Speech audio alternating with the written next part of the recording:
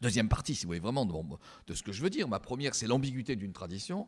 Ma deuxième, il y a un triple déplacement au moment des Lumières. Et ce triple déplacement, il est à confronter à mes yeux non seulement avec l'eau, mais il est à confronter avec la montagne. Alors la montagne, j'y viendrai en temps voulu, mais pour l'instant, contentons-nous de l'eau. Premier déplacement, des auteurs comme Rousseau, des auteurs comme d'autres, qui sont moins connus, Fourcroy de Guillerville, etc. Franklin aussi, qui est connu. Franklin, l'américain, l'inventeur du paratonnerre, etc. Commence à dire le froid. Le froid, c'est très important. Et il faut affronter le froid parce que ça nous permet de résister et ça nous permet de renforcer en quelque sorte le corps. Or, qu'est-ce que c'est qu'affronter le froid ? C'est le bain ou c'est l'air. Alors, Franklin est quelqu'un qui va promouvoir, si je puis dire, les bains d'air, mettez-vous nus, promenez-vous, etc., sur votre terrasse, bon bref. Et d'autres vont dire baignez. Et quelqu'un comme Rousseau, dans la première partie de l'Émile, il est extrêmement précis. L'Émile, c'est 1762. Il est extrêmement précis. Il va vous dire il faut absolument accoutumer l'enfant au froid. Et pour l'accoutumer au froid, il faut le médier, il faut le plonger dans l'eau. Et il faut le plonger dans l'eau progressivement, à la fois au niveau du corps, mais progressivement au niveau de la température. Donc il faut avoir de l'eau qui est un peu chauffée au soleil, puis ensuite il faut de l'eau qui soit plus froide, etc., jusqu'à ce que l'eau quasiment soit glacée. Pourquoi ?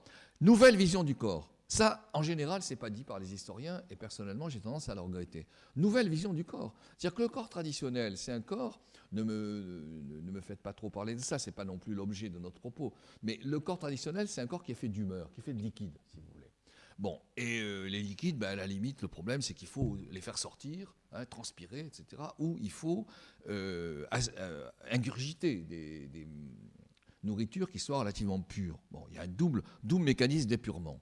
Or, pour des raisons extrêmement nombreuses, l'image du corps dans cette période dont je parle, c'est-à-dire deuxième moitié du XVIIIe, c'est une image qui passe par la fibre. Vous voyez, le corps, ça devient quelque chose qui est constitué à base de solide et non plus de liquide, et à base de nerfs. C'est-à-dire qu'il y a tout un imaginaire sur la communication, la métaphore électrique, les problèmes des courants, les problèmes de la commande nerveuse, etc. Ce qui est un autre univers physique. Bon. Et cet univers physique, il faut qu'il ne soit pas amolli. Par exemple, la question de l'obésité, ce n'est pas du tout le fait d'avoir trop d'eau à l'intérieur du corps, c'est le fait d'avoir des fibres molles, vous voyez, dans les années de Rousseau. Or, ne pas avoir des fibres molles, ça suppose les contracter. Alors, il y a mille façons. On va stimuler les gens avec de l'électricité, ça c'est complètement oublié. On va les stimuler avec des frappes que l'on peut faire. Je suis sûr que vous n'allez pas me croire, mais je vais vous le dire quand même. Un auteur de la deuxième moitié du XVIIIe, qu'est-ce qu'il propose pour renforcer les enfants ? Un manège qui tourne et qui permette à chaque passage de donner un coup dans le dos. Vous voyez ?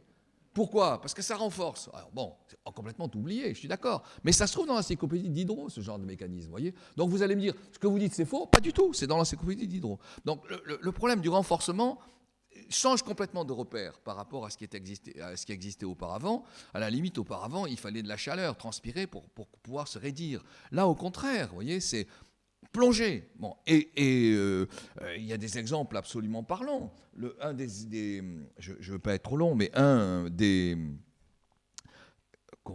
élèves de Rousseau, qui est Fourcroy de Guillerville, qui écrit un livre magnifique sur l'éducation des enfants. Fourcroy de Guillerville, lui, il va dire, mon premier enfant, il a 3 enfants, 3 fils. Bon. Mon premier enfant, je l'ai plongé dans l'eau, mais avec une certaine prudence, avec une certaine réserve. Bon. Le deuxième, je l'ai plongé un peu plus tôt, 6 mois, etc. Et le troisième, je l'ai plongé tout de suite. Et c'est le troisième qui est le plus fort. Vous voyez ? C'est quand même fou.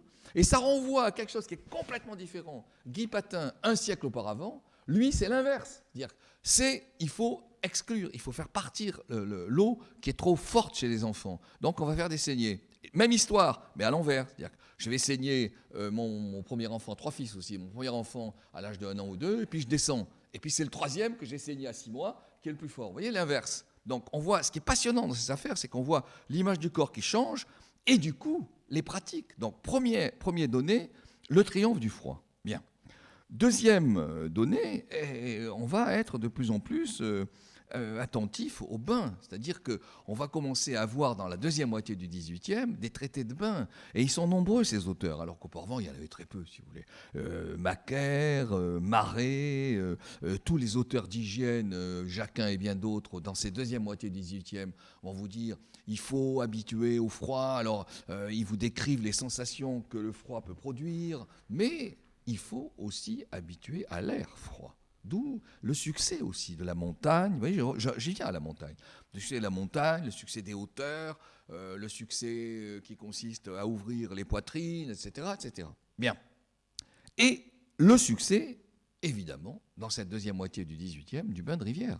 On commence à voir effectivement des images, des commentaires de gens qui plongent. Et alors, je crois que le plus parlant, c'est ce que je pourrais appeler, moi, ça a été très bien montré par Alain Corbin dans ce livre assez extraordinaire qui s'appelle Le miasme et la jonquille.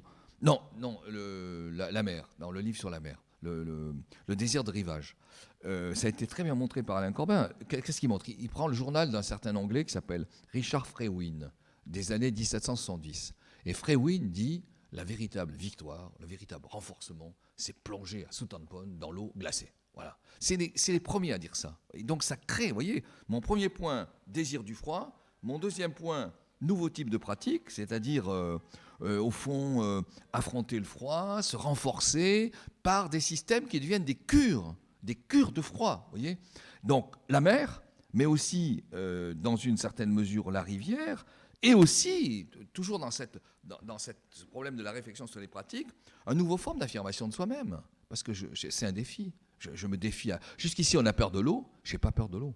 Donc, il y a aussi, moi, ça me paraît très important dans le XVIIIe siècle, dans la deuxième moitié du XVIIIe siècle, ce qu'il y a aussi, c'est une forme d'affirmation de l'individu qui se dit « pourquoi je ne ferai pas ?»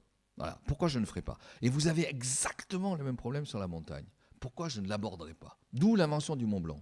L'invention du Mont Blanc, Saussure, 1788, précédée par quelques autres, relativement rares, Bourrit et quelques autres, dans les années 75-80 du 18e, qui affrontent la montagne, qui disent après tout, il n'y a pas de raison qu'on n'y aille pas. Voyez. Alors qu'auparavant, idem que pour la mer, ce sont des lieux inhospitaliers. Le corps n'a pas à affronter ce type de milieu. D'abord, ils sont déserts, sur la mer, il n'y a que des vagues, et dans la montagne, il n'y a rien. On ne peut rien faire pousser. Inutilité absolue. Sinon, quelques personnes qui vont tirer les pierres et donc avoir des pierres précieuses. Il y a des Suisses qui se spécialisent de ça quand même, il ne faut pas l'oublier. Mais c'est les seuls, si vous voulez. Il n'y a pas d'arpentage de la montagne pour le loisir ou pour la cure. Alors que là, à la fois la montagne et à la fois la mer sont affrontés pour des raisons véritablement thérapeutiques. Vous voyez, on entre dans, je dirais, une dimension qui peut commencer à s'appeler l'hydrothérapie. Mais je ne veux pas oublier, parce que c'est important, je ne veux pas oublier que l'invention du froid renvoie à un nouveau dispositif de l'individu qui a suffisamment de force intérieure pour consentir à affronter. Alors, si j'avais à développer, mais ce n'est pas l'occasion, mais je dirais un mot, je pense que le renversement de l'affirmation individuelle est lié, je crois, je peux me tromper, mais est lié au recul du religieux. Vous voyez, il y a au XVIIIe siècle un relatif recul du religieux, non pas une disparition, évidemment, mais le fait que la surnature n'explique pas tout, qu'il faut expliquer le monde, et qu'on n'est pas complètement dirigé par du surnaturel, on est aussi dirigé par nos propres instances personnelles, et à partir de là, nos instances personnelles, elles peuvent s'affirmer. Il y a une invention, si vous voulez, de l'autonomie et de l'individualisme dans la deuxième moitié du XVIIIe que l'on retrouve sous ces pratiques dont je viens de parler. Le troisième changement, c'est qu'à partir du moment où le froid l'emporte, à partir du moment où des pratiques de froid sont de plus en plus sollicitées, pourquoi ne pas basculer aussi vers la nage, voyez ? Et donc on commence à voir des textes qui suggèrent le fait que les élèves pourraient apprendre à nager. Ces textes-là, vous ne les trouvez pas auparavant. Un des premiers, c'est Jean Verdier, cours d'éducation physique à l'usage des élèves destinés aux premières professions et aux grands emplois de l'État. C'est pas l'ENA, rassurez-vous tout de suite. Mais bon, c'est un individu qui essaie de monter comme ça des cours et qui dit « mes élèves ne peuvent pas ne pas apprendre à nager ». Ça, c'est vraiment 1771, 112. C'est la première proposition. Puis il y a une deuxième proposition qui recoupe tout ce que je viens de dire, qui est sidérante, qui n'a jamais abouti à une réalisation concrète, qui se trouve dans un livre peu connu de Millot, L'art de perfectionner et d'améliorer les hommes. Paris 1801. Que propose Millot? C'est incroyable. Il propose que sur la Seine, alors il est sur le froid, il n'est pas sur la nage lui, hein, mais il propose que sur la Seine, on installe des amphithéâtres dans lesquels les enfants stationneraient pour s'accoutumer au froid. Et il dirait, quand le gouvernement voudra, il changera la faible constitution de nos Parisiens et les rendra aussi robustes que les Allemands, nos voisins. Vous voyez, parce que c'est soi-disant les Allemands fréquenteraient l'eau davantage que les Français, etc. Mais il y a bien là quelque chose qui demande un changement. Et ce changement se concrétise, c'est, je dirais, c'est l'aboutissement, si vous voulez. Ce changement se concrétise par l'apparition de bains, effectivement, sur la Seine, dans la deuxième moitié du XVIIIe. L'apparition de bains qui, au début, sont relativement précaires, ce sont des tentes, vous voyez.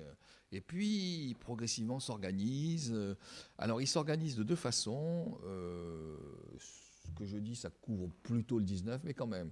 Vous commencez à voir sur la Seine des dispositifs qui utilisent 4 péniches. 2 péniches qui sont côte à côte et 2 péniches qui coincent, plus petites, qui coincent le quadrilatère. Et au milieu, il y a l'espace de l'eau. Et cet espace de l'eau n'a pas toujours de plancher. Mais néanmoins, les gens se baignent plus ou moins là-dedans. Premier type. Deuxième type, c'est une péniche qui est organisée sous forme thermale avec une allée centrale et des cabines de part et d'autre. Magnifique image, alors je ne regrette pas la projeter, mais j'espère que je m'explique suffisamment correctement. Magnifique image dans l'encyclopédie où vous voyez effectivement cette allée centrale et puis les cabines de part et d'autre. Mais, l'ambiguïté demeure. C'est-à-dire que Poitevin, qui invente ses bains en 1761, donc vous voyez, c'est contemporain de Rousseau, Poitevin va vous dire, si les Parisiens veulent se soigner, qu'ils viennent chez moi, quoi. Je vois à tout instant des malades soulagés et guéris par le secours des bains que j'ai proposés. Donc il a du mal en quelque sorte à sortir de cette sorte d'entremêlement entre une pratique qui est la pratique de la nage, une pratique qui est la pratique de la fréquentation de l'eau, par plaisir ou par renforcement, et une pratique qui est celle du thermalisme, vous voyez, en faisant venir à la limite des eaux d'ailleurs, etc. Donc, je pense que c'est intéressant de voir que les distinctions qui pour nous sont une évidence absolue ne le sont pas encore à la fin du XVIIIe, même si vous avez des écoles qui proposent l'apprentissage de la nage, etc. Et puis vous avez aussi, extrême fin du XVIIIe, des écoles de natation. Hein. Il y en a 2 ou 3, 2 maximum, Turquin en particulier. Turquin, en 1786 ou 7, la date précise je ne l'ai pas en tête, va être celui qui vendra son dispositif à Deligny. Et la piscine de Ligny, du coup, va commencer à exister à l'extrême début du 19e et va exister jusqu'à son incendie de ces dernières années, des années 90. Je ne sais pas si vous voyez un petit peu la durée de ce type d'institution. Alors, ça, c'était donc mes 2 premières parties, à savoir les ambiguïtés de la tradition et puis le triple déplacement des Lumières, triple déplacement qui est le froid, l'affrontement des pratiques diverses, hygiéniques, etc., et l'affirmation de la natation, étant bien entendu que des mélanges continuent d'exister.